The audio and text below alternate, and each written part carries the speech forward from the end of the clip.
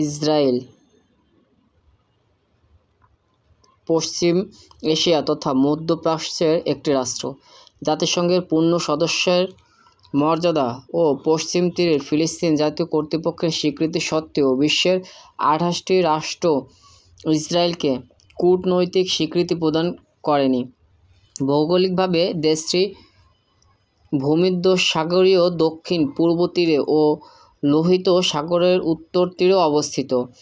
এর উত্তর স্থল সীমান্তে লেবানন, উত্তর পূর্বে সিরিয়া, পূর্বে জর্ডান ও ফিলিস্তিন, পশ্চিম তীর পশ্চিমে ফিলিস্তিনের গাজা ভূখণ্ড এবং দক্ষিণ পশ্চিমে মিশর অবস্থিত। রাজধানী জেরুজালেম। ভাষা হিব্রু, বিশেষ মর্যাদা আরবি। 73.5% ইহুদি, 21.1% আরব, 5.4% অন্যান্য ধর্ম। 73.5% ইহুদি ধর্ম, 18.1% ইসলাম ধর্ম, 1.9% খ্রিস্ট ধর্ম, 1.6% দ্রুজ, 4.9% অন্যান্য। এখানে সরকার এক কেন্দ্রীয় সংসদীয় সাংবিধানিক প্রজাতন্ত্র। রাষ্ট্রপতি আইজাক হারজগ, প্রধানমন্ত্রী বেঞ্জামিন নেতানিয়াহু, স্পিকার আমির ওহানা, প্রধান বিচারপতি জিটজক অমিত, ভারপ্রাপ্ত আইনসভা সেনেট। 14 মে 1948 সালে প্রতিষ্ঠিত হয়। জাতিসংঘের সদস্যপদ পায় 11 মে 1949।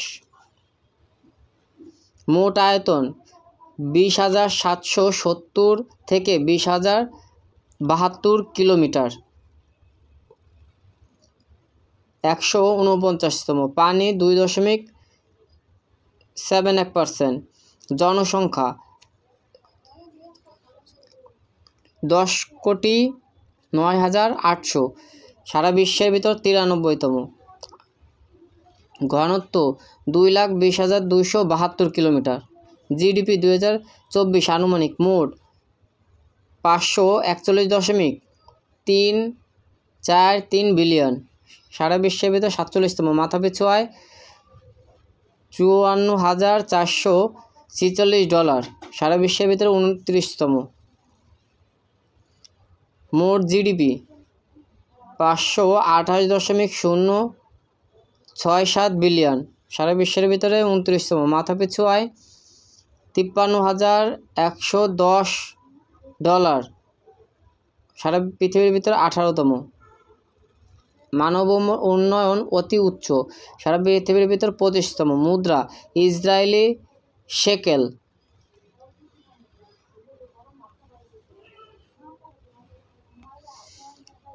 ভূমধ্য সাগরের উপকূলে অবস্থিত তেল আবিব হলো দেশটির অর্থনৈতিক, প্রযুক্তিগত প্রাণকেন্দ্র ও বৃহত্তম মহানগর এলাকা। ইসরায়েল সমগ্র জেরুজালেম শহরকে নিজের রাজধানী হিসেবে দাবি করে আসছে, যদিও এই মর্যাদা সংখ্যাগরিষ্ঠ রাষ্ট্রই স্বীকার করে না। শহরের পশ্চিম ভাগ ইসরায়েলের নিয়ন্ত্রণাধীন এবং এখানে দেশটির সরকারি প্রতিষ্ঠানগুলি অবস্থিত। ইসরায়েলের মার্কিন যুক্তরাষ্ট্র, গুয়াতেমালা ও ইতালি ব্যতীত অন্য 87টি দেশের দূতাবাস তেল আবিব নগর বা জেলায় অবস্থিত 2021 সালের তথ্য অনুযায়ী। এছাড়া হাইফা ও বেয়েরশেবা এর আরও 2টি বৃহৎ মহানগর এলাকা। অর্থনৈতিকভাবে ইসরায়েল একটি অত্যন্ত উন্নত শিল্প প্রধান রাষ্ট্র এবং স্থল আভ্যন্তরীণ উৎপাদনের হিসেবে ইসরায়েলের বিশ্বের 34তম বৃহত্তম অর্থনীতি। ইসরায়েল অর্থনৈতিক সহায়তা ও উন্নয়ন সংস্থার সদস্য রাষ্ট্র। বিশ্বব্যাংকের হিসাব মতে জাপান ও দক্ষিণ কোরিয়ার সাথে এটি এশিয়ার মোট 3টি উচ্চ আয়ের রাষ্ট্রগুলির একটি। আন্তর্জাতিক মুদ্রা তহবিলের মতে এটি বিশ্বের 39টি অগ্রসরের অর্থনীতি সমৃদ্ধ দেশগুলোর একটি। ইসরায়েল প্রায় 93 লক্ষ লোক বাস করে এবং এটি মধ্যপ্রাচ্যের সবচেয়ে ঘনবসতিপূর্ণ দেশ। এখানে প্রতি বর্গ কিলোমিটারে প্রায় 425 জন অধিবাসী বাস করে। এদের মধ্যে 37 লক্ষ ইহুদি জাতি ও ধর্মাবলম্বী ও 19 লক্ষ আরব জাতিভুক্ত, যাদের সংখ্যাগরিষ্ঠ মুসলমান। এটি বিশ্বের একমাত্র ইহুদি সংখ্যাগরিষ্ঠ রাষ্ট্র। এর জনগণ অত্যন্ত উচ্চশিক্ষিত। এখানকার প্রায় অর্ধেক জনগণের 25 থেকে 64 বছর বয়সী, বিশ্ববিদ্যালয় বা তার সমপর্যায়ের শিক্ষাগত যোগ্যতা আছে, যা বিশ্বের তৃতীয় সর্বোচ্চ। দেশের জীবনযাত্রার মান গোটা মধ্যপ্রাচ্যের মধ্যে সর্বোচ্চ, এশিয়াতে পঞ্চম ও বিশ্বে 19তম। ইসরায়েল বিজ্ঞান এবং প্রযুক্তির নিরিখে বিশ্বের সেরা দেশগুলোর একটি।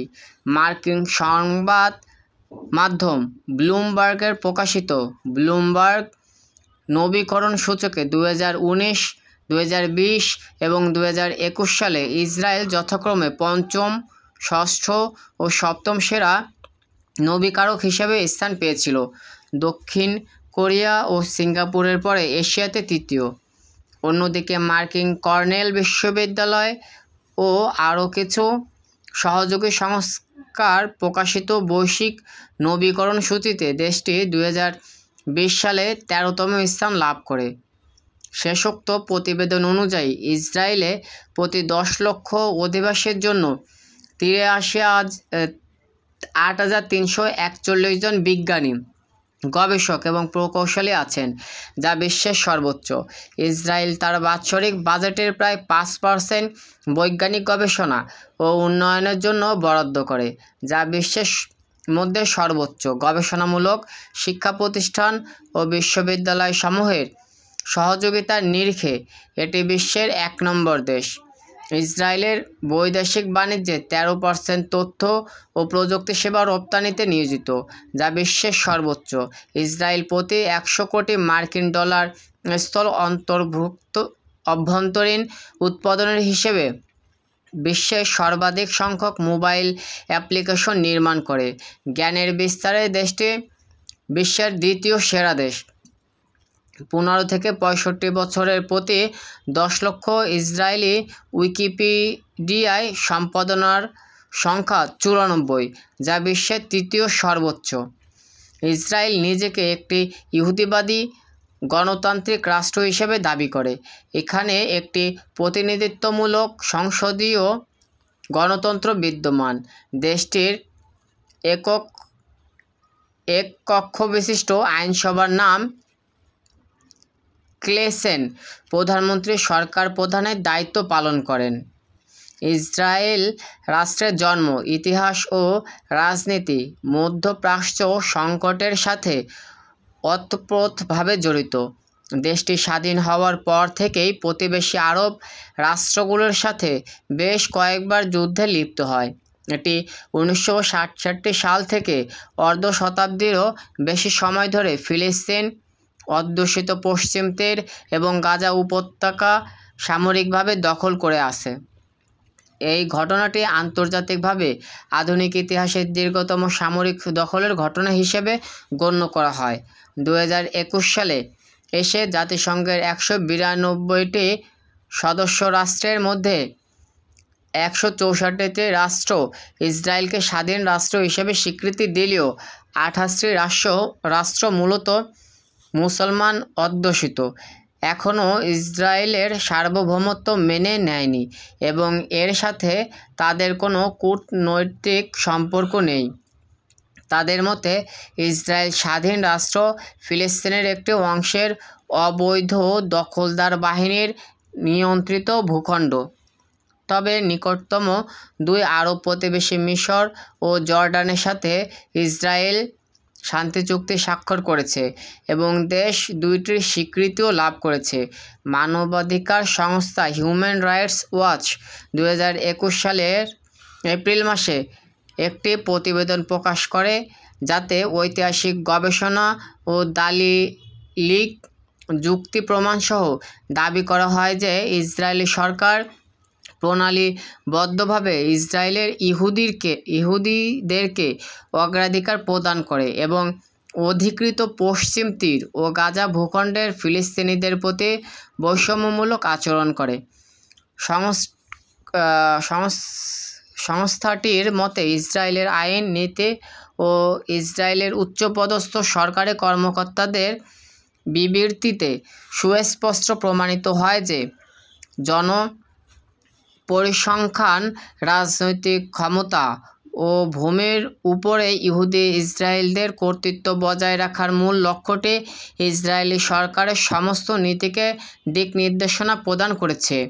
এই লক্ষ্যে ইসরায়েলি কর্তৃপক্ষ ফিলিস্তিনিদের জাতিগত পরিচয়ের ভিত্তিতে বিভিন্ন মাত্রায় তাদের বিরুদ্ধে ফিলিস্তিনি ভূখণ্ডে গণহারে ভূমি জবরদখল, অব্যাহতভাবে ইসরায়েলি বসতি নির্মাণ ও সুউচ্চ প্রাচীর নির্মাণ করে ফিলিস্তিনিদেরকে ছিটমহলে অবরুদ্ধকরণ ও বলপূর্বক পৃথকীকরণ, তাদের বসবাসের অধিকার ও নাগরিক অধিকার হরণ ও তাদের উপরে দমন নিপীড়নের মতো কাজগুলো সম্পাদন করে চলেছে।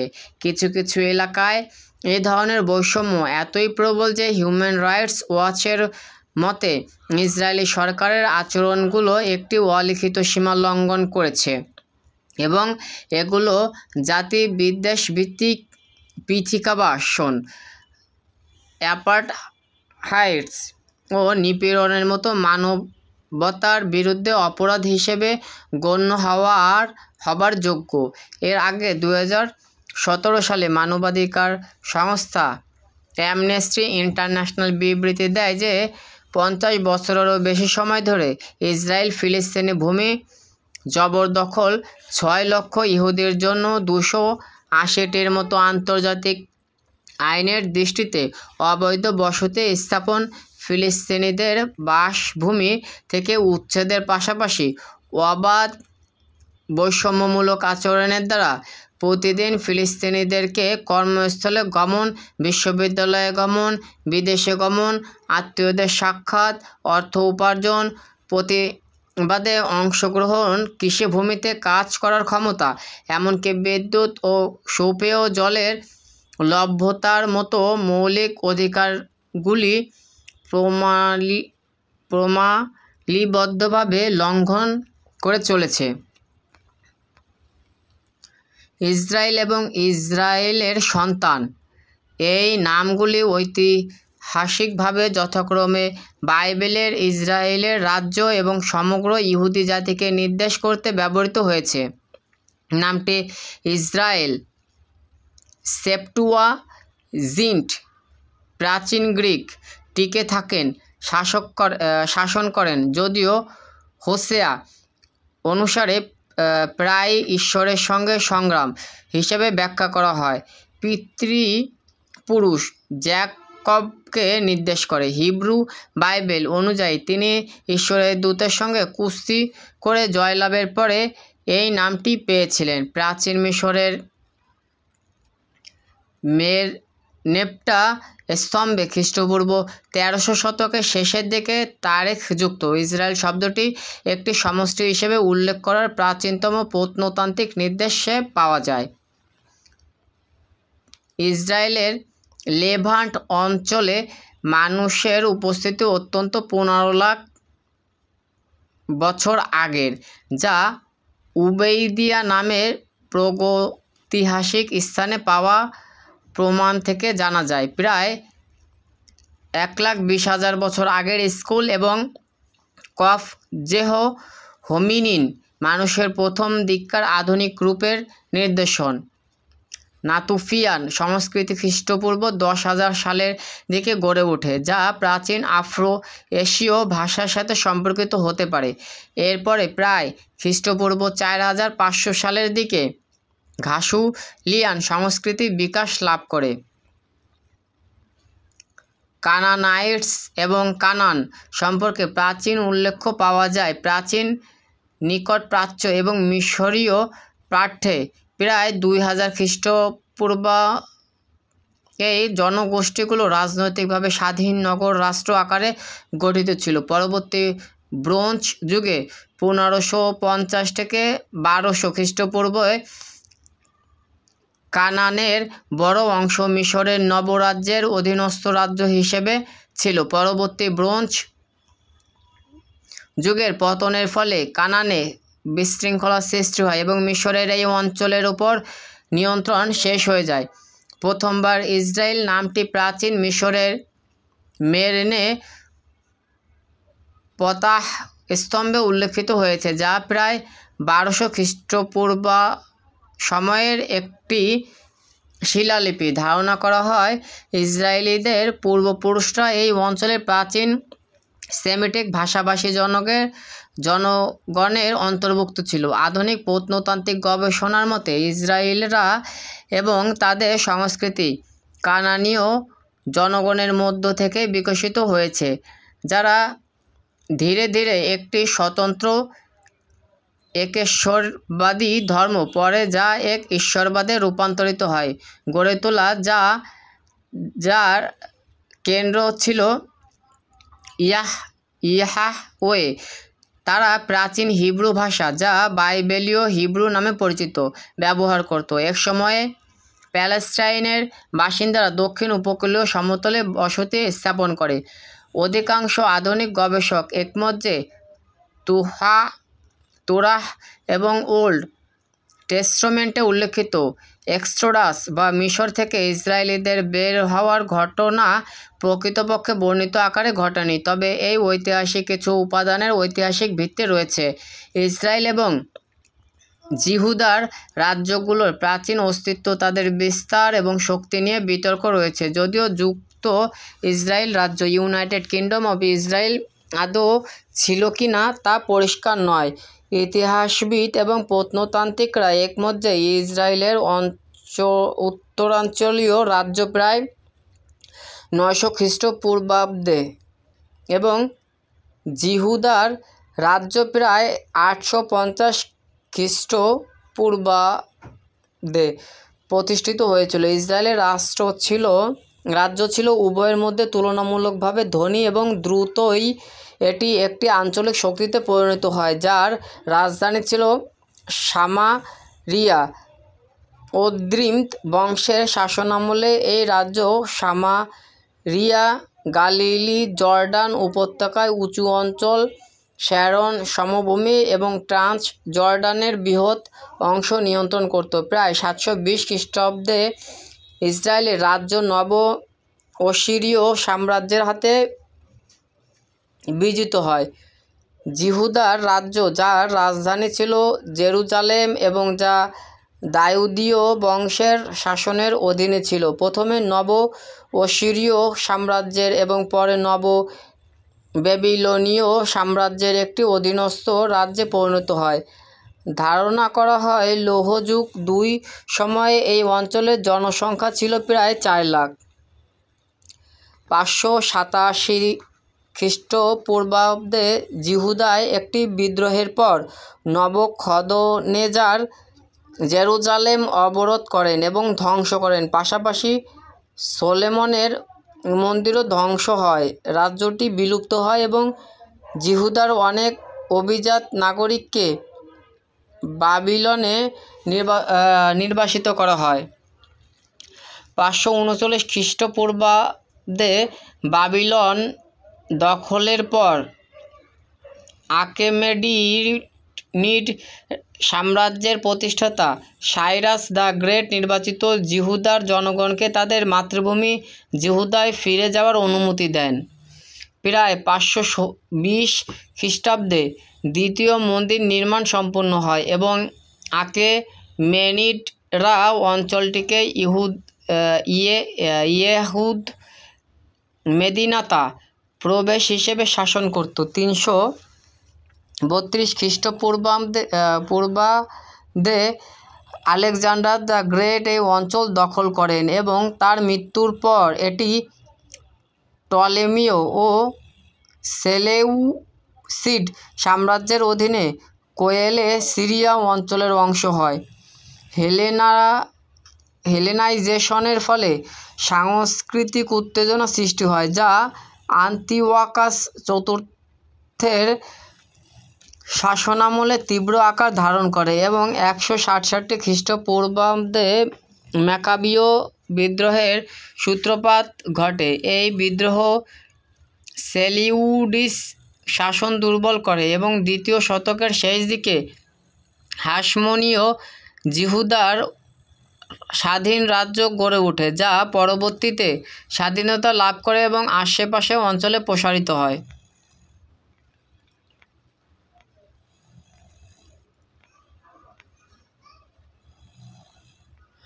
1516 সালে উসমানি সাম্রাজ্য এই অঞ্চল দখল করে এবং এটি উসমানি সিরিয়ার অংশ হিসেবে শাসিত হতে থাকে।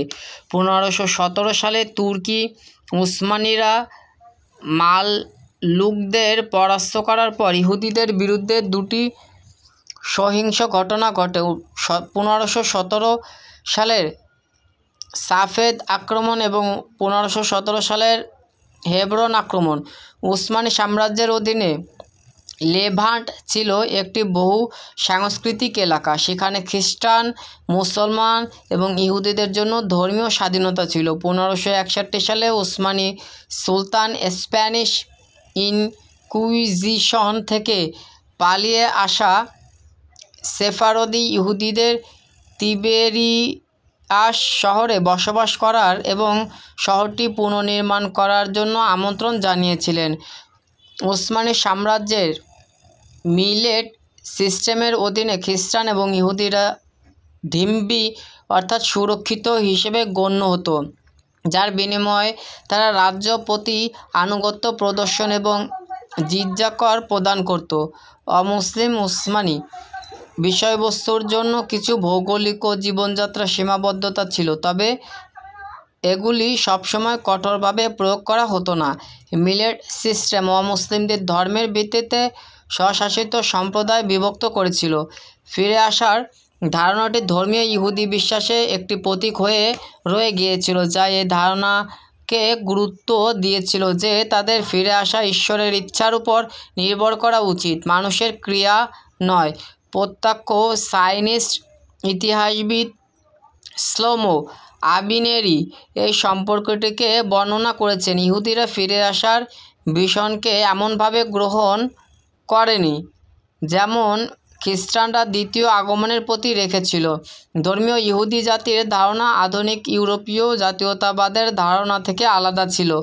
উসমানি শাসনকাল থেকে সাইনিস্ট আন্দোলনের সূচনা পর্যন্ত ফিলিস্তিন ইহুদি জনগণ, যাদের পুরনো ইউসুভ বলা হয়, একটি সংখ্যালঘু গোষ্ঠী ছিল এবং তাদের সংখ্যা পরবর্তী হয়েছে। 16 শতকে ইহুদি সম্প্রদায়গুলো জেরুজালেম, তিবেরিয়াস, হেবরন এবং সাফেদ এই 4 পবিত্র শহর প্রতিষ্ঠিত হয় এবং 1697 সালে রাব্বি ইয়েহুদা হাচাসিদ 1500 ইহুদি নিয়ে জেরুজালেম যান। 1660 সালে উসমানিদের বিরুদ্ধে একটি দ্রুজ বিদ্রোহ সাফেদ ও তিবেরিয়াস ধ্বংস করে। 18 শতকের দ্বিতীয়ার্ধে পূর্ব ইউরোপীয় ইহুদিরা, যারা হাসিদিজমের বিরুদ্ধে ছিলেন এবং পেরুসিম নামে পরিচিত, ফিলিস্তিনে বসবাস শুরু করেন। 18 শতকের শেষের দিকে স্থানীয় আরব শেখ জাহির আল উমর গালিলিতে একটি প্রকৃত স্বাধীন আমিরাত প্রতিষ্ঠা করেন। উসমানি সাম্রাজ্যের শেখকে দমন করার প্রচেষ্টা ব্যর্থ হয়। জাহিদের মৃত্যুর পর উসমানিরা আরব অঞ্চলটি নিয়ন্ত্রণ গ্রহণ করেন। 1799 সালে গভর্নর জাজ্জার পাশা একরেতে নেপোলিয়নের সৈন্যদের আক্রমণ প্রতিহত করেন, যার ফলে ফ্রান্সকে সিরিয়া অভিযান ত্যাগ করতে হয়। 1834 সালে মুফতি আলী কর্তৃক আরব কৃষকদের প্রতি ধার্য করা কর ও নিয়োগ নীতির বিরুদ্ধে প্যালেস্টিনীয় আরব কৃষকদের একটি বিদ্রোহ দমন করা হয়। মুফতি আলীর সেনাবাহিনী পশ্চাতে চলে যান এবং 1840 সালে ব্রিটিশ সমর্থনে উসমানি শাসন পুনঃপ্রতিষ্ঠিত করা হয়। তানজিমাত সংস্কারের মাধ্যমে উসমানী সাম্রাজ্য জুড়ে নতুন আইন ও নীতি কার্যকর করা হয়েছিল। 1881 সালে আধুনিক ইহুদি অভিবাসনের প্রথম ঢেউ, যা প্রথম আলিয়াহ নামে পরিচিত, উসমানী শাসক প্যালেস্টিনায় শুরু হয়, যখন ইহুদিরা পূর্ব ইউরোপে প্রোগ্রাম থেকে পালিয়ে আসছিল। 1882 সালের মেয় আইন ইহুদিদের বিরুদ্ধে অর্থনৈতিক বৈষম্য বাড়িয়ে দেয় এবং তাদের বাসস্থানের স্থান সীমিত করে দেয়। এর প্রতিক্রিয়ায় রাজনৈতিক সাইনিজম গড়ে ওঠে, একটি আন্দোলন যা প্যালেস্টিনাইন এবং ইহুদি রাষ্ট্র প্রতিষ্ঠা করতে চেয়েছিল এবং এর মাধ্যমে ইউরোপীয় রাষ্ট্রগুলোর ইহুদি প্রশ্নের সমাধান দেওয়ার চেষ্টা করা হয়। রাশিয়ায় জারিস্ট শাসনের অ্যান্টিসেমিটিজম প্রোগ্রাম এবং সরকারি নীতির কারণে 1882 থেকে 1914 সালের মধ্যে 3 মিলিয়ন ইহুদি অভিবাসন করেন, যার মধ্যে মাত্র 1% প্যালেস্টিনায় গিয়েছিল। যারা প্যালেস্টিনায় গিয়েছিল তারা মূলত আত্মনির্ধারণ এবং ইহুদি পরিচয় ধারণা দ্বারা প্রেরিত ছিল, প্রোগ্রাম বা অর্থনৈতিক নিরাপত্তাহীনতার প্রতিক্রিয়া হিসেবে নয়। দ্বিতীয় আলিয়া 1904 থেকে 1914 কিসিনেভ প্রোগ্রামের পর শুরু হয়। প্রায় 40,000 ইহুদি প্যালেস্টিনায় বসবাস করতে আসে, যদিও প্রায় অর্ধেক পরবর্তীতে চলে যায়। প্রথম এবং দ্বিতীয় অভিবাসন ঢেউয়ের বেশিরভাগ অভিবাসী ছিলেন অর্থোডক্স ইহুদি। দ্বিতীয় আলিয়াতে সাইনিস্ট সমাজতান্ত্রিক গোষ্ঠীগুলো অন্তর্ভুক্ত ছিল, যা কিবুজ আন্দোলন প্রতিষ্ঠা করেছিল, যা একটি স্বাধীন ইহুদি অর্থনীতি গড়ে তোলার ধারণার উপর ভিত্তি করে, যা কেবলমাত্র ইহুদি শ্রমের উপর নির্ভরশীল ছিল। দ্বিতীয় আলিয়ার যারা ইউসুফের নেতার মধ্যে পরবর্তী পরিণত হন, তারা বিশ্বাস করতেন যে ইহুদি বসতি ও অর্থনীতি আরব শ্রমের উপর নির্ভর করা উচিত নয়। এটি আরব জনগণের সঙ্গে বিরোধের একটি প্রধান উৎস হয়ে দাঁড়ায়, যেখানে নতুন ইউসুফের জাতীয়তাবাদী আদর্শ তার সমাজতান্ত্রিক আদর্শকে ছাড়িয়ে যায়। যদিও দ্বিতীয় আলিয়ার অধিবাসীরা প্রধান কমিউনাল ইহুদি কৃষি বসতি গড়ে তোলার চেষ্টা করেছিল। 1909 সালে তেল আবিব প্রতিষ্ঠিত হয়, প্রথম পরিকল্পিত ইহুদি শহর হিসেবে। এই শহরে ইহুদি সশস্ত্র মিলিশিয়াগুলির উত্থান ঘটে। প্রথমটি ছিল বার গিউরা। 1907 সালে 2 বছর পরে বৃহত্তম হাশমের সংগঠনটি তার পরবর্তী হিসেবে প্রতিষ্ঠিত হয়। 1948 সালের 14 মে ব্রিটিশ ম্যান্ডেটের মেয়াদ শেষ হবার একদিন আগে ইহুদি এজেন্সির প্রধান ডেভিড বেন গুরিয়ন এরেত ইসরায়েলে একটি ইহুদি রাষ্ট্র প্রতিষ্ঠার ঘোষণা দেন। পরের দিন 4টি আরব দেশের সেনাবাহিনী মিশর, সিরিয়া, ট্রান্সজর্ডান এবং ইরাক, যা আগে ছিল ম্যান্ডেটরি প্যালেস্টিনা, সেখানে প্রবেশ করে 1948 সালে আরব ইসরায়েল যুদ্ধ শুরু করে। ইয়েমেনের মরক্কো, সৌদি আরব এবং সুদান থেকে সৈন্যরা যুদ্ধের অংশ হিসেবে যোগ দেয়। আক্রমণের উদ্দেশ্য ছিল ইহুদি রাষ্ট্র প্রতিষ্ঠা প্রতিরোধ করা এবং তাদের ইহুদিদের সমুদ্রে ভাসিয়ে দেওয়া। আরব লীগ জানায় যে আক্রমণের উদ্দেশ্য ছিল শৃঙ্খলা পুনঃপ্রতিষ্ঠা এবং আরব রক্তপাত রোধ করা।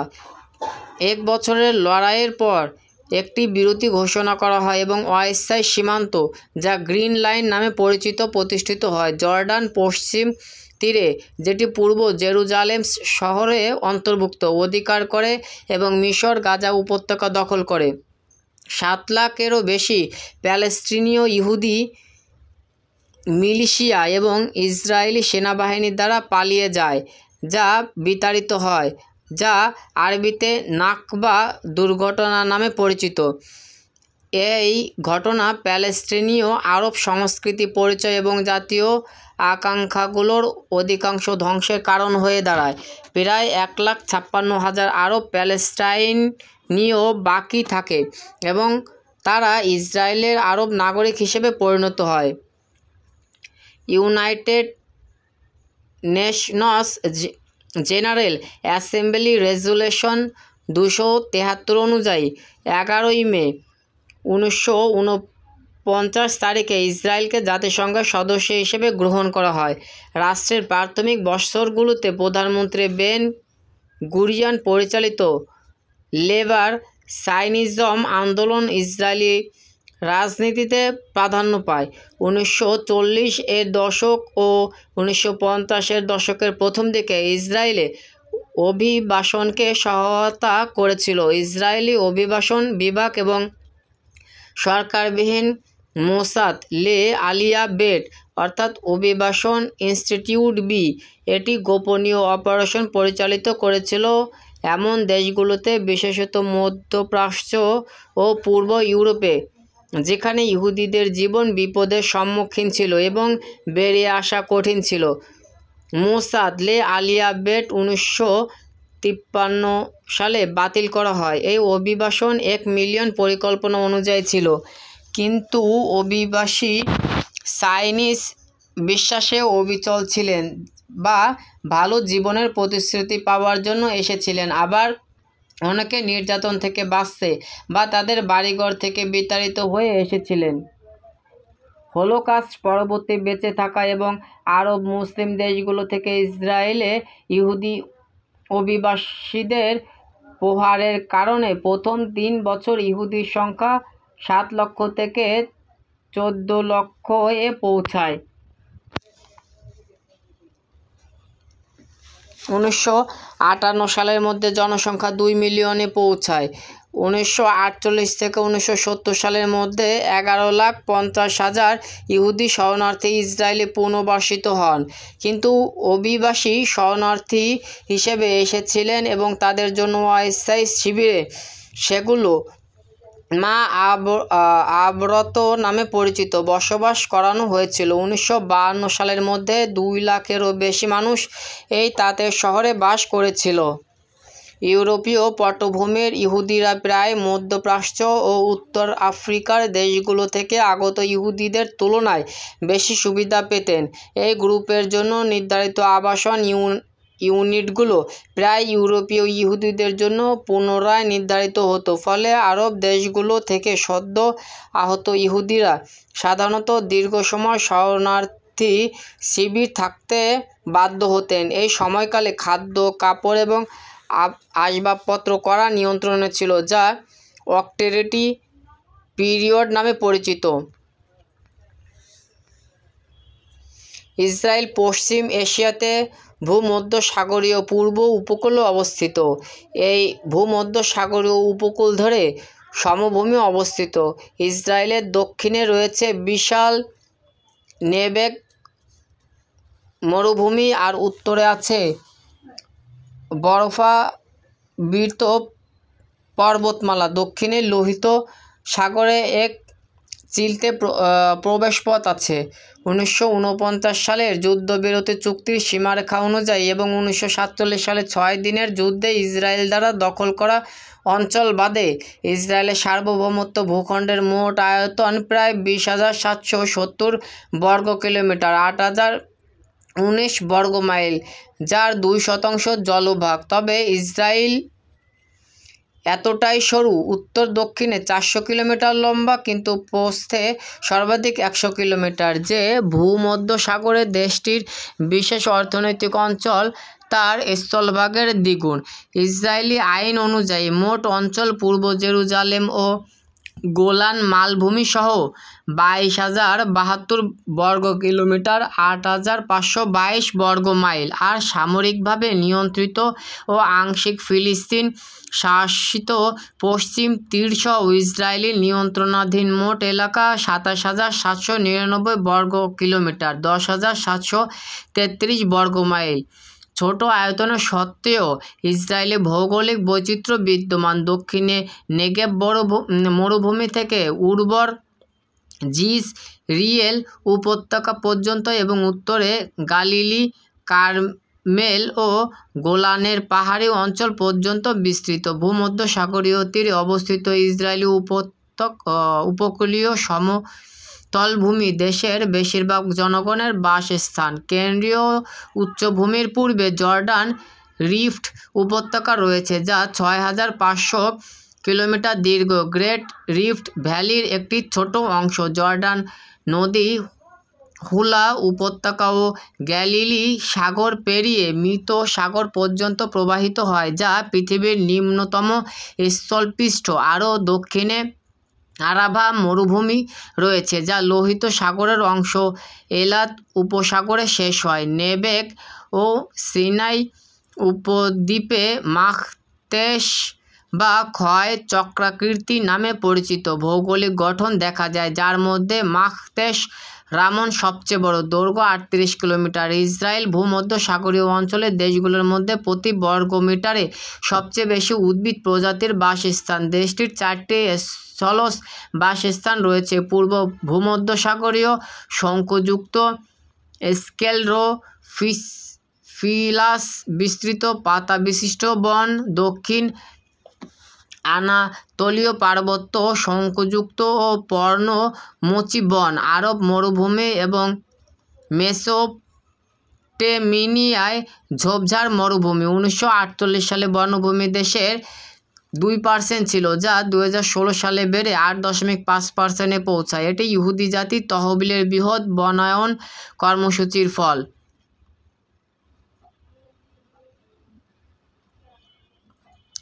জর্ডান রিফট ভ্যালি তৈরি হয়েছে ভূপৃষ্ঠের টেকটোনিক প্লেটের নড়াচড়ার কারণে। এটি ডেড সি ট্রান্সফর্ম DST নামে পরিচিত একটি ভূমিকম্প প্রবল এলাকার অংশ। এই অঞ্চলটি আফ্রিকান প্লেট পশ্চিমে এবং আরব প্লেট পূর্বে অবস্থিত। গোলান হাইটস ও জর্ডান আরব প্লেটের অংশ, আর গ্যালিলি পশ্চিম তীর, উপকূলীয় সমভূমি ও নেগেব আফ্রিকান প্লেটের অংশ। এই প্লেটগুলো নড়াচড়ার কারণে এখানে প্রায় ভূমিকম্প হতে পারে, বিশেষ করে ৭৪৯ ও ১০৩৩ সালে দুটি বড় ভূমিকম্প হয়েছিল। এরপর থেকে সঞ্চিত শক্তি এবং বড় ভূমিকম্প প্রায় ৭.৪ মাত্রার ঘটনার জন্য যথেষ্ট। সবচেয়ে ভয়াবহ ভূমিকম্পগুলো ৩১ খ্রিস্টপূর্ব ৩৬৩, ৭৪৯, ১০৩৩ খ্রিস্টাব্দে ঘটেছিল, যা গড়ে প্রায় ৪০০ বছর পর পর ঘটেছে। তবে ধ্বংসাত্মক ভূমিকম্প প্রায় প্রতি ৮০ বছর পর পর আঘাত হানে, যার ফলে ব্যাপক প্রাণহানি ঘটে। যদিও কঠোর নির্মাণ বিধিমালা প্রয়োগ করা হয়েছে এবং সাম্প্রতিককালে নির্মিত ভবনগুলোর ভূমিকম্প প্রতিরোধ ২০০৭ সালের হিসাবে অনেক সরকারি ভবন এবং ৫০,০০০ আবাসিক ভবন নতুন মানদণ্ড পূরণ করেনি এবং শক্তিশালী ভূমিকম্পের মুখোমুখি হলে সেগুলো ধসে পড়ার সম্ভাবনা রয়েছে। ইসরায়েলের তাপমাত্রা অনেক জায়গায় ভিন্ন ভিন্ন হয়, বিশেষ করে শীতে উপকূলীয় অঞ্চলে যেমন টেল আবিব ও হাইফাহ ভূমধ্যসাগরীয় জলবায়ু থাকে। সেখানে শীতে ঠান্ডা এবং বৃষ্টিতে হয়, আর গ্রীষ্মে গরম ও দীর্ঘ সময় ধরে থাকে। বেয়ারশেবা ও উত্তর নেগেবে অর্ধ মরু জলবায়ু থাকে। সেখানে গ্রীষ্ম গরম, শীতে ঠান্ডা এবং বৃষ্টিপাত কম হয়।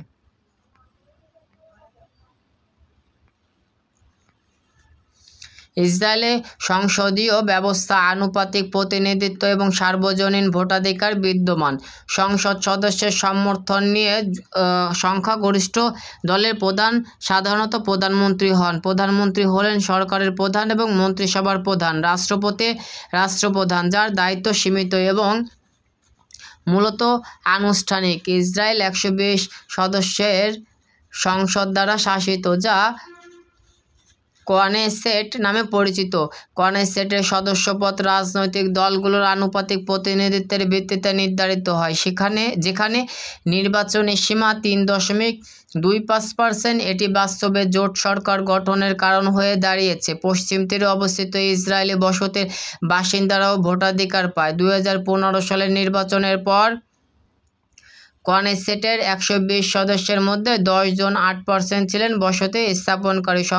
সংসদীয় নির্বাচন প্রতি 4 বছর পর পর অনুষ্ঠিত হওয়ার কথা থাকলেও অস্থিতিশীল জোট বা অনাস্থা ভোটের কারণে সরকার তার আগেই ভেঙে যেতে পারে। প্রথম আরব নেতৃত্বাধীন দল 1988 সালে প্রতিষ্ঠিত হয়। 2022 সাল পর্যন্ত আরব নেতৃত্বাধীন দলগুলোর কনসেটের প্রায় 10% আসন ধারণ করে। কনসেটের বেসিক ল 1958 এবং এর সংশোধনী অনুযায়ী কোনো দল কনসেট নির্বাচন অংশগ্রহণ করতে পারবে না যদি তার উদ্দেশ্য বা কার্যক্রম ইসরায়েলকে ইহুদি জনগণের রাষ্ট্র হিসেবে অস্বীকার করার সঙ্গে সম্পর্কিত হয়। ইসরায়েলের মৌলিক নীতিসমূহ সংবিধানের ভূমিকা পালন করে। এই আইনে ইসরায়েল নিজেকে একটি ইহুদীয় গণতান্ত্রিক রাষ্ট্র এবং শুধুমাত্র ইহুদি জনগণের জাতিরাষ্ট্র হিসেবে সংজ্ঞায়িত করে। 2003 সালে কনেসেট এই আইনের ভিত্তিতে একটি আনুষ্ঠানিক সংবিধান প্রণয়নের কাজ শুরু করে। ইসরায়েলের কোনো আনুষ্ঠানিক ধর্ম নেই, তবে ইহুদীয় গণতান্ত্রিক রাষ্ট্র হিসেবে সংজ্ঞায়নের কারণে এটি ইহুদি ধর্মের সঙ্গে গভীর সংযোগ বজায় রাখে। 19 জুলাই 2018 সালে কনেসেট একটি বেসিক ল পাশ করে যেখানে ইসরায়েলের প্রধানত ইহুদি জনগণের জাতিরাষ্ট্র হিসেবে চিহ্নিত করা হয়। এতে হিব্রুকে অফিসিয়াল ভাষা হিসেবে ঘোষণা করা হয় এবং আরবি ভাষাকে একটি বিশেষ মর্যাদা দেওয়া হয়। একই বিল ইহুদিদের জাতীয় আত্মনির্ধারণের বিশেষ অধিকার প্রদান করে এবং দেশটিকে ইহুদি বসতি স্থাপনের জাতীয় স্বার্থ হিসেবে উল্লেখ করে। সরকারকে এই স্বার্থ বাস্তবায়নের জন্য পদক্ষেপ নিতে ক্ষমতা দেওয়া হয়। ইসরায়েল 6টি প্রধান প্রশাসনিক জেলার মধ্যে বিভক্ত, যেগুলো হিব্রু ভাষায় মেহজোট বলা হয়। এক বচন মেহজ। এই জেলাগুলো হলো centre, Haifa, Jerusalem, north, south এবং তেল আবিব। এছাড়াও পশ্চিম তীরে জুডিয়া ও সামারিয়া এলাকা রয়েছে। পুরো জুডিয়া ও সামারিয়া এলাকা এবং জেরুজালেম ও উত্তর জেলার কিছু অংশ আন্তর্জাতিকভাবে ইসরায়েল অংশ হিসেবে স্বীকৃত নয়। জেলাগুলো 15টি উপজেলায় বিভক্ত, যেগুলোকে হিব্রু ভাষায় নাফট বলা হয়, এক বছর নাফা, এবং সেগুলো আবার 50টি প্রাকৃতিক অঞ্চলে বিভক্ত। উত্তর হাইফা, মধ্য তেল আরব। ইসরায়েলি নাগরিকত্ব সম্পর্কিত দুটি প্রধান আইন হলো 1950 সালে প্রত্যাবর্তন আইন এবং 1952 সালের নাগরিকত্ব আইন। প্রত্যাবর্তন আইন ইহুদিদের জন্য ইসরায়েলি অবাধে অভিবাসন ও নাগরিকত্ব লাভের অধিকার প্রদান করে। দেশে জন্মগ্রহণকারী ব্যক্তিরা জন্মসূত্রে নাগরিকত্ব পান যদি অন্তত একজন অভিবাসন নাগরিক হন। ইসরায়েল আইন ইহুদি জাতিকে ইসরায়েলি জাতীয়তা থেকে আলাদা হিসেবে সংজ্ঞায়িত করে এবং ইসরায়েলের সুপ্রিম কোর্ট রায় দিয়েছে যে ইসরায়েলি জাতীয়তা বলে কিছু নেই। একজন ইহুদি জাতি সেই ব্যক্তি হিসেবে সংজ্ঞায়িত যিনি ইহুদি ধর্ম পালন করেন এবং তাদের বংশধরেরা। 2018 সাল থেকে আইন অনুযায়ী ইসরায়েলকে ইহুদি জনগণের জাতিরাষ্ট্র হিসেবে সংজ্ঞায়িত করা হয়। ইসরায়েল 165টি জাতিসংঘের সদস্য রাষ্ট্রের পাশাপাশি Holy See, Vatican, Kosovo, Cook দ্বীপপুঞ্জ এবং নিউর সঙ্গে কূটনৈতিক সম্পর্ক বজায় রেখেছে। দেশটির 160টি কূটনৈতিক মিশন রয়েছে। বেশিরভাগ মুসলিম দেশের সঙ্গে ইসরায়েলের কোনো কূটনৈতিক সম্পর্ক নেই। আরব লীগের 22টি দেশের মধ্যে 6টি ইসরায়েলের সঙ্গে সম্পর্ক স্বাভাবিক করেছে। ইসরায়েল ও সিরিয়ার মধ্যে আনুষ্ঠানিক যুদ্ধাবস্থা রয়েছে যা 1948 সাল থেকে অবিচ্ছিন্নভাবে বজায় আছে।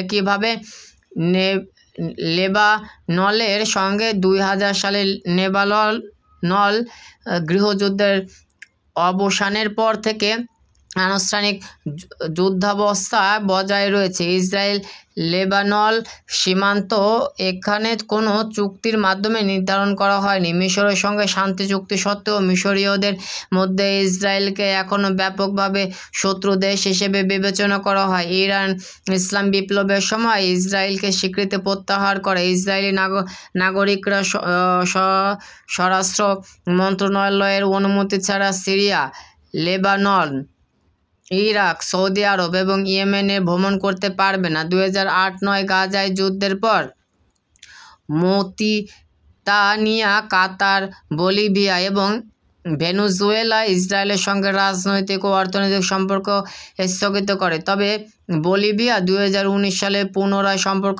স্থাপন করে। যুক্তরাষ্ট্র এবং সোভিয়েত ইউনিয়ন ইসরায়েল রাষ্ট্রকে প্রথম স্বীকৃতি দেওয়া দুটি দেশ, যারা প্রায় একই সময়ে এই ঘোষণা দিয়েছিল। 1967 সালে 6 দিনের যুদ্ধের পর সোভিয়েত ইউনিয়নের সঙ্গে ইসরায়েলের কূটনৈতিক সম্পর্ক বিচ্ছিন্ন হয় এবং 1991 সালে পুনরায় স্থাপিত হয়।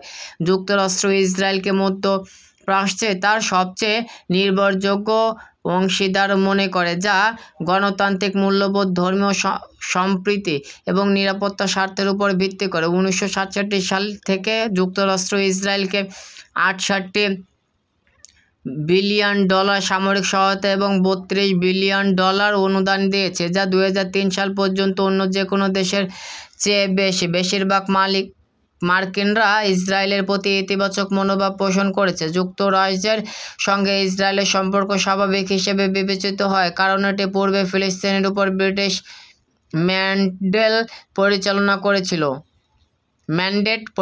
করেছিল। 2007 সালের মধ্যে জার্মানি ইসরায়েল এবং ইসরায়েলি হলোকস্ট বেঁচে থাকা ব্যক্তিদের জন্য €25 মিলিয়ন ক্ষতিপূরণ প্রদান করে। ইসরায়েল ইউরোপীয় ইউনিয়নের ইউরোপীয় প্রতিবেশী নীতিতে অন্তর্ভুক্ত। তুরস্ক 1949 সালে ইসরায়েলকে স্বীকৃতি দিলেও 1991 সাল পর্যন্ত পূর্ণ কূটনৈতিক সম্পর্ক স্থাপন করেনি। তুরস্কের অন্যান্য মুসলিম সংখ্যাগরিষ্ঠ দেশের সঙ্গে সম্পর্কের কারণে কখনো আবার মুসলিম দেশগুলো চাপের মুখে ইসরায়েলের সঙ্গে সম্পর্ক সীমিত রাখতে হয়েছে। 2008-9 সালের গাজায় যুদ্ধ এবং গাজা ফ্লোটিলায় ইসরায়েলের অভিযানের পর এই সম্পর্ক খারাপ হয়, তবে 1995 সাল থেকে গ্রিস এবং ইসরায়েলের সম্পর্ক উন্নত হয়েছে। উভয় দেশের মধ্যে প্রতিরক্ষা সহযোগিতা চুক্তি রয়েছে এবং 2010 সালে ইসরায়েলি বিমান বাহিনী গ্রিসের হেলেনিক বিমান বাহিনীর সঙ্গে একটি যৌথ মহড়া পরিচালনা করে।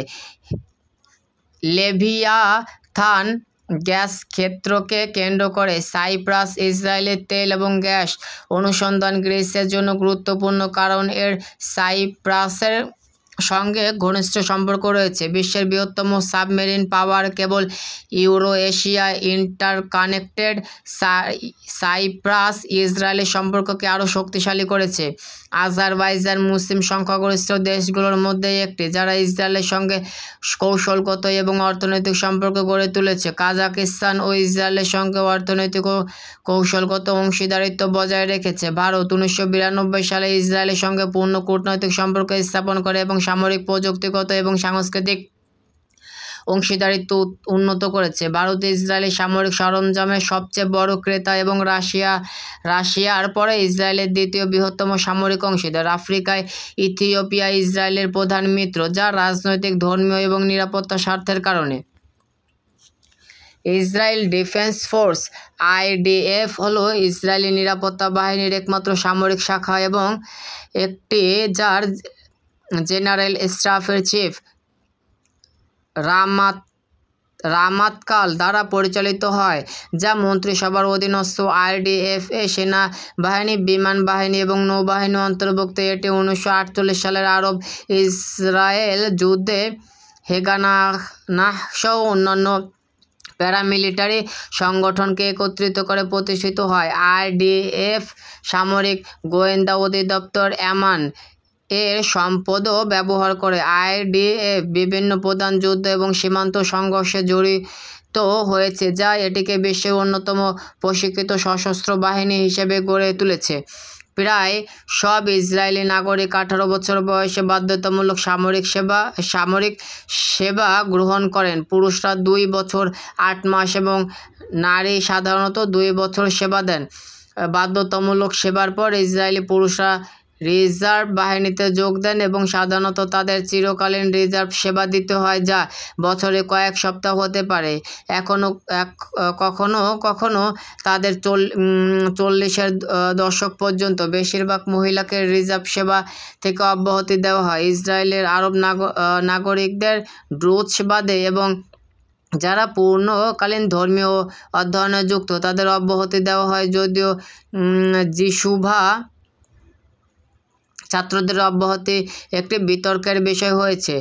যেসব ব্যক্তির বিভিন্ন কারণে অব্যাহতি দেওয়া হয় তাদের জন্য একটি বিকল্প হলো শেরুত লেউমি বা জাতীয় সেবা, যা সামরিক কল্যাণ কার্যক্রমের সেবা প্রদানের একটি প্রোগ্রাম। ইসরায়েল আরবদের একটি ক্ষুদ্র সংখ্যালঘু অংশ সেনাবাহিনীতে স্বেচ্ছায় যোগ দেয়। তাদের বাধ্যতামূলক সামরিক সেবার মাধ্যমে আইডিএফ প্রায় 1,76,500 সক্রিয় সৈন্য এবং 4,65,000 রিজার্ভিস্ট বজায় রাখে, যা ইসরায়েলকে বিশ্বের সবচেয়ে উচ্চ শতাংশের সামরিক প্রশিক্ষিত নাগরিকদের একটি দেশ গড়ে তুলেছে। ইসরায়েলের সেনাবাহিনী উচ্চ প্রযুক্তির অস্ত্র ব্যবস্থার উপর ব্যাপকভাবে নির্ভরশীল, যা ইসরায়েলের ডিজাইন এবং তৈরি করা হয়েছে। পাশাপাশি কিছু বিদেশি আমদানি করা অস্ত্রও রয়েছে। অ্যারো মিসাইলটি বিশ্বের কয়েকটি কার্যকরী অ্যান্টি ব্যালিস্টিক মিসাইল সিস্টেমের মধ্যে একটি। Python air two air missile সিরিজটি ইসরায়েলের সামরিক ইতিহাসের অন্যতম গুরুত্বপূর্ণ অস্ত্র হিসেবে বিবেচিত হয়। ইসরায়েলের স্পাইক মিসাইলটি বিশ্বের সবচেয়ে ব্যাপকভাবে রপ্তানি হওয়া অ্যান্টি ট্যাঙ্ক গাইডেড মিসাইলগুলোর একটি। ইসরায়েলের আয়রন ডোম অ্যান্টি মিসাইল এয়ার ডিফেন্স সিস্টেমটি গাজা উপত্যকা থেকে ফিলিস্তিনি যোদ্ধাদের ছোড়া শত শত রকেট আটকানোর পর বিশ্বব্যাপী প্রশংসিত হয়েছে। ইয়ম কিপুর যুদ্ধের পর ইউরোপ একটি গোয়েন্দা স্যাটেলাইট নেটওয়ার্ক তৈরি করেছে। ওফেক প্রোগ্রামের মাধ্যমে ইসরায়েল একটিমাত্র 60টি দেশগুলোর মধ্যে একটি যারা এ ধরনের স্যাটেলাইট উৎক্ষেপণ করতে সক্ষম হয়েছে। ইসরায়েলকে ব্যাপকভাবে পারমাণবিক অস্ত্র ধারণকারী দেশ হিসেবে বিবেচনা করা হয় এবং 1993 সালের একটি রিপোর্ট অনুযায়ী রাসায়নিক এবং জীবাণু অস্ত্র তাদের প্রফেশনে থাকতে পারে। ইসরায়েল নিউক্লিয়ার নন প্রলিফারেশন চুক্তিতে স্বাক্ষর করেনি এবং এর পারমাণবিক ক্ষমতা সম্পর্কে একটি অস্পষ্টতা বজায় রাখার নীতি অনুসরণ করে। ইসরায়েলের নৌবাহিনীর ডলফিন সাবমেরিনগুলো পারমাণবিক মিসাইল বহন করে বলে বিশ্বাস করা হয়, যা দ্বিতীয় আক্রমণ ক্ষমতার প্রদান করে। 1991 সালের গালফ যুদ্ধের পর থেকে ইসরায়েলের সব বাড়িতে একটি শক্তিশালী নিরাপত্তা কক্ষ মেরখাব মুগান থাকতে বাধ্য করতে বলা হয়, যা রাসায়নিক এবং জীবাণু পদার্থের বিরুদ্ধে অগ্রাধিকার পায়। ইসরায়েলের প্রতিষ্ঠা থেকে দেশের মোট অভ্যন্তরীণ উৎপাদনের জিডিপি একটি গুরুত্বপূর্ণ অংশ হিসেবে সামরিক খরচ বরাদ্দ করা হয়েছে। 1975 সালে এটি সর্বোচ্চ 30.3% ছিল। 2021 সালে ইসরায়েল মোট সামরিক খরচের ক্ষেত্রে বিশ্বের 15তম স্থানে ছিল, যা ছিল $24.3 মিলিয়ন এবং জিডিপি এর অংশ শতাংশ হিসেবে প্রতিরক্ষা খরচের দিক দিয়ে ষষ্ঠ স্থানে 5.2%। 1974 সাল থেকে যুক্তরাষ্ট্র একটি উল্লেখযোগ্য সামরিক সহায়ক হিসেবে কাজ করেছে। 2016 সালে স্বাক্ষরিত একটি স্মারক চুক্তির অধীনে যুক্তরাষ্ট্র 2018 সাল থেকে 2028 সাল পর্যন্ত প্রতি বছর ইসরায়েলকে $3.8 বিলিয়ন প্রদান করার প্রতিশ্রুতি দিয়েছে, যা ইসরায়েলের প্রতিরক্ষা বাজেটের প্রায় 20%। 2022 সালে ইসরায়েল বিশ্বের 9তম স্থানে ছিল অস্ত্র রপ্তানি করার দিক দিয়ে। ইসরায়েল অস্ত্র রপ্তানির বেশিরভাগই নিরাপত্তাজনিত কারণে প্রকাশিত হয় না। ইসরায়েল নিয়মিতভাবে গ্লোবাল পেস ইন্ডেক্সে নিম্ন রেটিং পায়। 2022 সালে এটি 163টি দেশের মধ্যে 134তম অবস্থানে ছিল। আইন ব্যবস্থা ইসরায়েল 3 স্তরের বিচার ব্যবস্থা রয়েছে। নিচের স্তরে রয়েছে ম্যাজিস্ট্রেট কোর্ট, যা দেশের প্রায় প্রতিটি শহরে অবস্থিত। এর উপরে রয়েছে জেলা আদালত, যা আপিল আদালত এবং প্রথম স্তরের বিভাগ আদালত হিসেবে কাজ করে। এটি ইসরায়েলের 6টি জেলার মধ্যে 5টিতে অবস্থিত। তৃতীয় এবং সর্বোচ্চ স্তর হলো সুপ্রিম কোর্ট, যা জেরুজালেমে অবস্থিত। এটি দ্বৈত ভূমিকা পালন করে সর্বোচ্চ আপিল আদালত এবং হাইকোর্ট অফ জাস্টিস হিসেবে। সুপ্রিম কোর্ট সরাসরি মামলার শুনানি করে এবং নাগরিক বা অনাগরিক যে কেউ রাষ্ট্রের সিদ্ধান্তের বিরুদ্ধে আবেদন করতে পারে। ইসরায়েলের আইন ব্যবস্থা English common law, civil law এবং ইহুদি আইনের সমন্বয়ে গঠিত এবং এটি ডিসিসিসি পূর্ব সিদ্ধান্ত নীতির উপর নির্ভর করে একটি প্রতিনিধিত্বমূলক পদ্ধতি। মামলাগুলো পেশাদাররা বিচারকরা পরিচালনা করেন, যেখানে জুরির কোনো ভূমিকা নেই।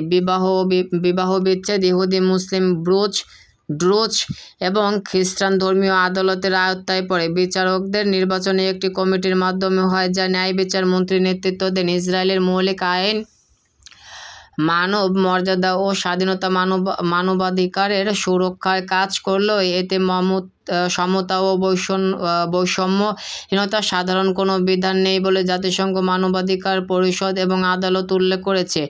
এনক্লেভ আইন অনুযায়ী অধিকৃত অঞ্চলের ইসরায়েলি বসতি ও বাসিন্দাদের জন্য ইসরায়েল অনেক দেওয়ানি আইন প্রযোজ্য। ইসরায়েলকে পশ্চিম এশিয়া এবং মধ্যপ্রাচ্যের সবচেয়ে উন্নত অর্থনৈতিক ও শিল্প অঞ্চল দেশ হিসেবে বিবেচনা করা হয়। 2023 সালের অক্টোবর মাসে আন্তর্জাতিক মুদ্রা তহবিল IMF ইসরায়েল জিডিপি $521.7 বিলিয়ন এবং মাথাপিছু জিডিপি $53.2 বলে অনুমান করে, যা বিশ্বে 13তম। এটি নামমাত্র মাথাপিছু আয়ের দিক থেকে এশিয়ায় তৃতীয় ধনী দেশ এবং মধ্যপ্রাচ্যে প্রতি প্রাপ্তবয়স্ক ব্যক্তির গড় সম্পদের হিসাবে শীর্ষে রয়েছে, যা ইকোনমিস্ট 2022 সালে উন্নত দেশগুলোর মধ্যে ইসরায়েলকে চতুর্থ সর্বাধিক সফল অর্থনীতি হিসেবে র্যাঙ্ক করেছে। মধ্যপ্রাচ্য ইসরায়েলের সবচেয়ে বেশি বিলিয়নিয়াররা রয়েছে এবং বিশ্বে এটি 18তম অবস্থানে। সাম্প্রতিক বছরগুলোতে ইসরায়েল উন্নত দেশগুলোর মধ্যে অন্যতম উচ্চ প্রবৃদ্ধি অর্জন করেছে এবং 2010 সালে OECD-তে যোগ দেয়। বিশ্ব অর্থনৈতিক ফোরামের গ্লোবাল প্রতিযোগিতা প্রতিবেদনে ইসরায়েল 20তম এবং বিশ্ব ব্যাংকের ইজ অফ ডুইং বিজনেস সূচিতে 35তম স্থানে রয়েছে। ইসরায়েল অর্থনৈতিক তথ্যের মধ্যে গোলান মালভূমি, পূর্ব জেরুজালেম এবং পশ্চিম তীরের ইসরায়েলি বসতিগুলো অন্তর্ভুক্ত রয়েছে। প্রাকৃতিক সম্পদের সীমাবদ্ধতা সত্ত্বেও কৃষি ও শিল্প ব্যাপক উন্নয়নের ফলে ইসরায়েল খাদ্য উৎপাদন প্রায় স্বয়ংসম্পূর্ণ, তবে শস্য ও গরুর মাংসের জন্য আমদানির উপর নির্ভর করে। 2020 সালে ইসরায়েলের আমদানি $96.5 বিলিয়ন ছিল, যার মধ্যে কাঁচামাল, সামরিক সরঞ্জাম, বিনিয়োগ পণ্য, অমসৃণ হীরা, জ্বালানি, শস্য এবং ভোগ্যপণ্য অন্তর্ভুক্ত। একই বছর ইসরায়েলের রপ্তানির পরিমাণ $114 বিলিয়ন ছিল, যেখানে প্রধান রপ্তানি পণ্য হিসেবে যন্ত্রপাতি, প্রযুক্তি সরঞ্জাম, সফটওয়্যার, পালিশ, হীরা, কৃষি পণ্য, রাসায়নিক দ্রব্য, টেক্সটাইল এবং পোশাক রয়েছে। ব্যাংক অব ইসরায়েল $2001 বিলিয়ন বৈদেশিক মুদ্রার রিজার্ভ ধারণ করে, যা বিশ্বে 17তম। 1970-এর দশক থেকে ইসরায়েল যুক্তরাষ্ট্রের কাছ থেকে সামরিক সহায়তা এবং ঋণ গ্যারান্টির মাধ্যমে অর্থনৈতিক সহায়তা পেয়ে আসছে, যা তাদের বৈদেশিক ঋণের প্রায় অর্ধেক। উন্নত বিশ্বের দেশগুলোর মধ্যে ইসরায়েলের বৈদেশিক ঋণের পরিমাণ সবচেয়ে কম এবং 2015 সালের নেট বৈদেশিক ঋণে $69 বিলিয়ন উদ্বৃত্ত নিয়ে এটি ঋণদাতা দেশ হিসেবে অবস্থান করে। ইসরায়েল যুক্তরাষ্ট্রের পর বিশ্বের দ্বিতীয় সর্বোচ্চ সংখ্যক স্টার্টআপ কোম্পানির দেশ এবং নাসড্যাক-এ তালিকাভুক্ত কোম্পানির সংখ্যায় তৃতীয় স্থানে রয়েছে। এটি বিশ্বের শীর্ষ দেশ স্টার্টআপের সংখ্যা অনুযায়ী, মাথাপিছু হারে এবং স্টার্টআপ নেশন নামে পরিচিত।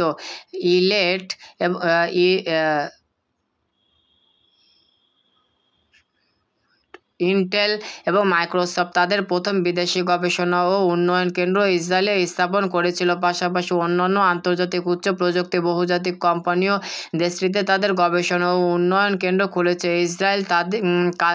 ইসরায়েলে কাজের দিন সাধারণত রবিবার থেকে বৃহস্পতিবার 5 দিনের কর্মসপ্তাহ অথবা শুক্রবার 6 দিনের কর্মসপ্তাহ পর্যন্ত নির্ধারিত। সাব্বাত পালন করার কারণে যেসব স্থানে শুক্রবার কর্মদিবস এবং জনসংখ্যার বেশিরভাগই ইহুদি, সেখানে শুক্রবার সংক্ষিপ্ত কর্মদিবস হিসেবে বিবেচিত হয়। বিশ্বের বেশিরভাগ দেশের সাথে কর্মসপ্তাহে সামঞ্জস্য আনতে বেশ কয়েকটি প্রস্তাব উত্থাপন করা হয়েছে। ইসরায়েল সফটওয়্যার, যোগাযোগ এবং জীববিজ্ঞানের ক্ষেত্রে সর্বাধুনিক প্রযুক্তি উন্নয়নে সিলিকন ভ্যালির সঙ্গে তুলনীয় হয়েছে। ইসরায়েল গবেষণা ও উন্নয়নে মোট দেশজ উৎপাদন GDP শতাংশ হিসাবে ব্যয়ের ক্ষেত্রে বিশ্বে প্রথম।